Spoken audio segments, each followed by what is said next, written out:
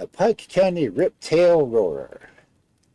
The smartest fighters come from Pike. I can whip my weight in wildcats and match for a dozen Injuns and aunts. Can tackle the lion without flinching. I'm the Pike County, Missouri, gentlemen. They call me the Rip-Tail Roarer. A female Rip-Tail Roarer.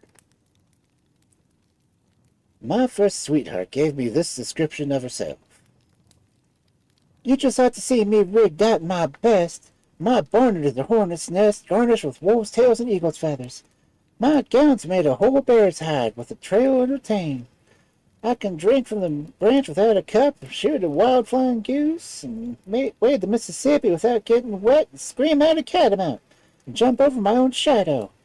I'm good, strong horse sense, and know a woodchuck from a skunk.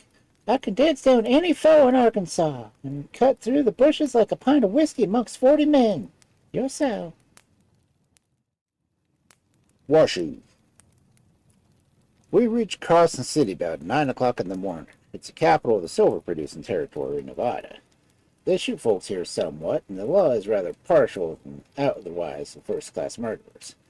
I visit the territorial prison, and the warder points out the prominent victims. I visit the territorial prison, and the warder points out the prominent convicts to me thus. This man's crime was horse stealing. He's here for life. This man is in for murder. He is here for 3 years. But shooting wasn't as popular in Nevada as it once was. A few years since, they used to have a dead man for breakfast every morning.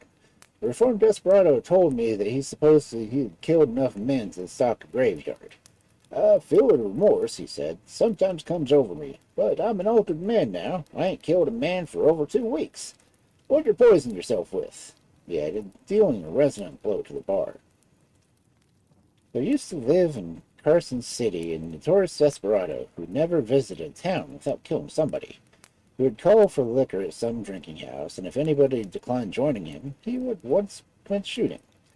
But one day he shot a man too many. Going into St. Nicholas drinking house, he asked the company present to join him in a North American drink. One individual was rash enough to refuse. With a look of sorrow, rather than that of anger, the desperado revealed his revolver and said, "Good God, must I kill a man every time I come to Carson?" And so saying, he fired and killed the individual on the spot. But this was the last murder the bloodthirsty miscreant ever committed, for he aroused citizens, pursued him with rifles, and shut him down on his own dooryard.